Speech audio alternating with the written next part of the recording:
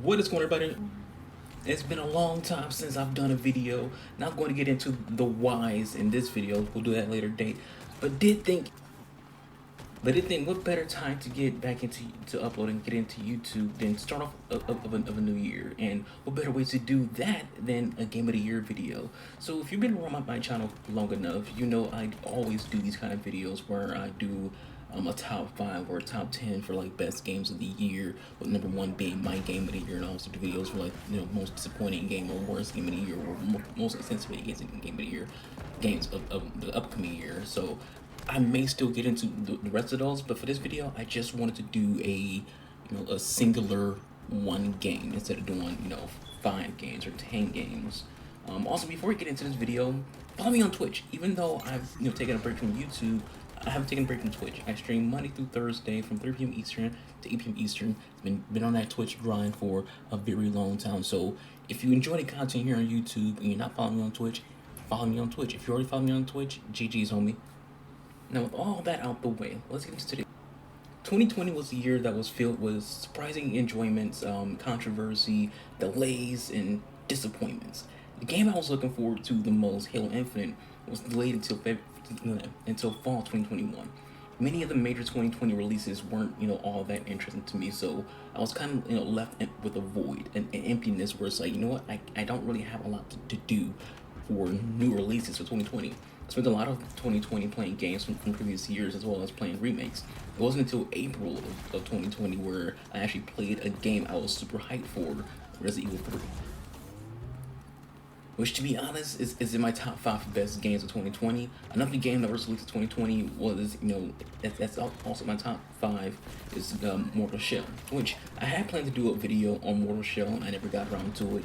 But there's reasons for why I did get a little lazy. There was things going on, with the pandemic. But for the most part, I decided to just wait until January to actually start uploading. So if you do want to see me do a video on Mortal Shell, titty smack that like button. Hell, if you want to see me do a top 5 games of 2020, a top 5 games of 2020, and why I choose those games on top 5, let me know in the comment section. I'll get that video going for you guys. So out of all the games that released in 2020, only one got my attention more so than the others, and it was a PC port, Horizon Zero Dawn. I always wanted to play Horizon Zero Dawn. It looked pretty good and interesting, but I didn't have a PS4, so it passed by me a bit. And then in 2020, they got a PC release. Only I didn't have a PC at the time when it came out. I had a nice gaming laptop, but I didn't want to like go ahead and invest in Horizon and play it on a budget gaming laptop. I wanted to play it in at least, But all that changed in December when I did finally get me a gaming PC. First major game that I got was Horizon Zero Dawn. Zero Dawn every single day at the time of this recording. I'm making this video on January 3rd, just to let you know. So since December to now, I've been playing Horizon Zero Dawn every single day. I love the game. It's a great game. It really did live up to my expectations, because I did have high expectations for it. Even back when it was on PS4, I had very, very high expectations for the game, and it delivered on every single thing that I expected it to do. To get an idea of Horizon Zero Dawn, think the modern Tomb Raider series, the modern Assassin's Creed series, God of War, those style of games. Horizon Zero Dawn is up there with those games and how it works. An open world action RPG with similar combat to those games I just named. I've never got the chance to give Horizon a review, obviously, but if I was to and wanted to give it a score, I'd give it a 9 out of 10. It's an amazing game with very few flaws, and the only reason why it isn't a 10 entirely is because the facial animations are non-existent, and I feel like the weapon progression system, looting system itself, are pretty bad. I'll talk about those things later in a bit, but I'm also want to talk about my enjoyment of the game, what makes it stand out, and why is my game of the year for 2020. Now, I'm sure there's going to be some people in the comments or watching the video thinking to themselves, oh, but Horizon Zero Dawn was a 2017 game. It came out on PS4. Yeah, I get it. It came out on PS4 in 2017, but it came out on PC in 2020. So that means it falls in line with a 2020 release. Also, before anyone asks about Ghost of Tsushima, I don't own a PS4, so I haven't played it. I heard there are plans for PC release in 2021, so if it happens, I'll do a video on it, I'll play it, and if it's the best game I play in 2021, it'll be Game of the Year for 2021, because, it can. My choices for game of the year and my top games of the year is based on what I played, not what the media deems to be good games, not what everyone's calling popular and things like that. It's based on what I played. And yes, I played Cyberpunk 2077, and no, it's not better than Horizon Zero Dawn.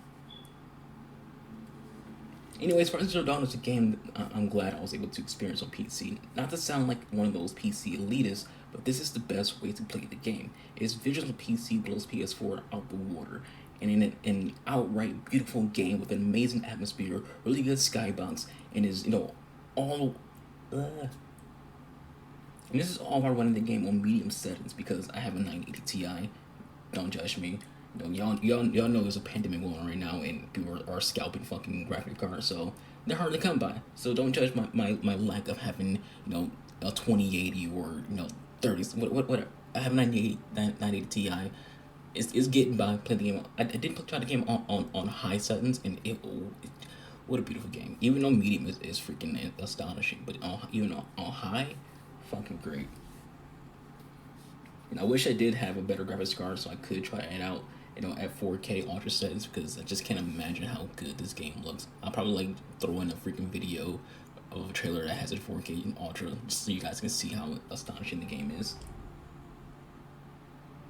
The game has a real charm to it. I think it comes from its visuals, but also its setting. It's set in what appears, at first glance as a science fiction, prehistoric era game, but really it's futuristic, but it's not prehistoric.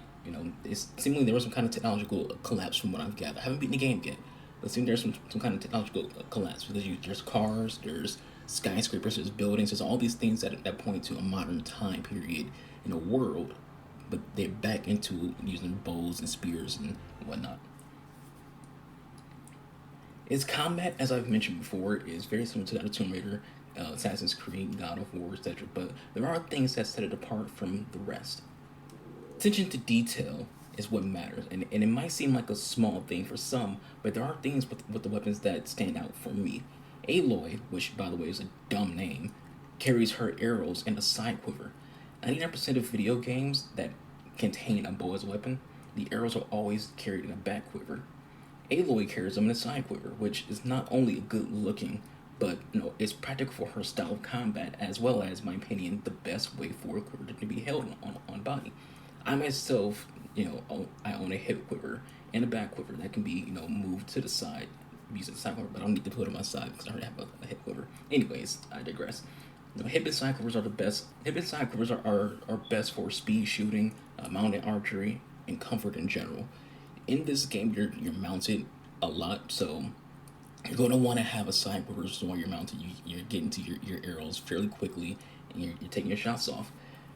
But this is the only small detail that stands out. I'm an archer, so we're going to spend a lot of time talking about the archery in this game. Much like how 99% of the games with bows use back quivers, most games have only one style of shooting.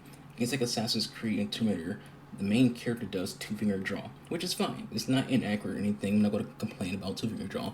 It's fine. Most of these games are always using a two-finger draw. Some games do use three-finger Mediterranean, like Destiny. But for the most part, most of these action RPG games use two-finger draw. Again, not a complaint, just pointing it out. Aloy, on the other hand, does two-finger draw, Comanche style, and thumb release. Of those three, thumb release stands out the most, mostly because of how rare it is for a game to include it. But let's just compare it to Tomb Raider. Tomb Raider has an upgrade in Rise of Tomb Raider called thumb release. You would think to yourself, well, that means Laura will also do a thumb release. Nope, it's just something that you see that's named in game, but she doesn't actually do. She still does a two-finger draw whenever she does a thumb release. Whenever she uses a bow that has thumb release, which is her. And again, it's a nitpicky thing when it comes to Rise of Tomb Raider, but at the same time, it does kind of suck. If you're someone who does archery and you see that there's an upgrade for a thumb release for the horse bows in the game, and you're like, oh, this is pretty cool. But then you go use the horse bow, and it's like, oh, she just does a two-finger draw, even on a horse bow, regardless of the fact that it just unlocks something called thumb release. Aloy, on the other hand, actually does a thumb release in game, and it's great to see. So this detail, the small details, as an archer, I really enjoy seeing bows, utilized in a way that's different, unique, and also realistic. So let's move on and talk about the negatives, because I mentioned them before and I said I'd talk about them. Facial expressions in this game is non-existent, like not even a joke. People just stand it and talk. Their face don't move. There's no emotion. It's funny because this isn't something people ever talked about. But how many times have you heard about Mass Effect Andromeda's bad animations, and seen the video of Addison talking about her face being too tired? Like literally, if you type in Mass Effect Andromeda and Foster, the first thing that comes up is like 3 videos on the same freaking thing, and it's one of the most talked about things when it comes to Andromeda as a game. It's just that one thing, how her face is too tired and she has no facial emotion. This game also has literally no emotion. It's non-existent. It breaks immersion, and it seems a little weird. It doesn't help that the voice sync is also pretty bad, and it doesn't even look like the characters aren't even saying the words that they speak. It just seems like their mouth is just moving for the sake of moving. Like their words and mouth don't line up at all. Even just the form of their mouth just doesn't seem right. As a progression system for weapons, it's not really existent either. Looting for weapons kind of suck. You don't really go out and find weapons in this game. You buy them. It's not like Assassin's Creed or Tomb Raider where you do these tough dungeons where you go deep diving somewhere, do these unique quest lines, what have you, and you find these good armor sets or these really good weapons that can be the best in the game. You buy everything that you need in terms of weapon and armor in this game, and it sucks. Even what's considered to be the best weapon in the game, you buy it from vendors, and you buy it like the second location you go to. So you'll be using those weapons that you give in Meridian for basically the entire game because they're considered to be the best weapons. Things don't keep the game from being loved by me. I have so much fun with the game. I've had to force myself to get off of it every now and then. If I had a better GPU, I stream it. Horizon Zero Dawn is not giving it for 2020. It's not too hard to understand why. It's better than Valhalla, which I'm probably rant about in a future video. It's better than Cyberpunk 2077. It's better than all the games, in my opinion, that were released, even the games that I haven't played, but seen videos of, seen streams of. There's no game that stood out to me like Horizon did, and I understand PS4 players, you played it in 2017, but for us PC players, we played it in 2020, and it's just a great game. It's a phenomenal game. Even as I'm recording this video, I just forced myself to get off the game to record this video because I was spending too much time playing the freaking game, and I was like, oh shit, I need to get this video recorded, get this video made, yada yada yada. But anyways, it's a great game, and if you haven't played it, and you're into single player games, you're into Tomb Raider, you're into Assassin's Creed, you're into God of War, things like that, you're on PC, buy the game. It's not a full price game, it's like $40, so go ahead and try it out. It's a great game, it's a phenomenal game, and I look forward to the sequel. There's gonna be a sequel for PS5. Obviously, probably get a PC release in 2022, who knows. Maybe I'll get PS5 and just play the sequel on PS5. We'll see. No guarantees on that. But anyways, with all of that said, let's wrap up this long ass video. Thank you all for watching, who made it this far.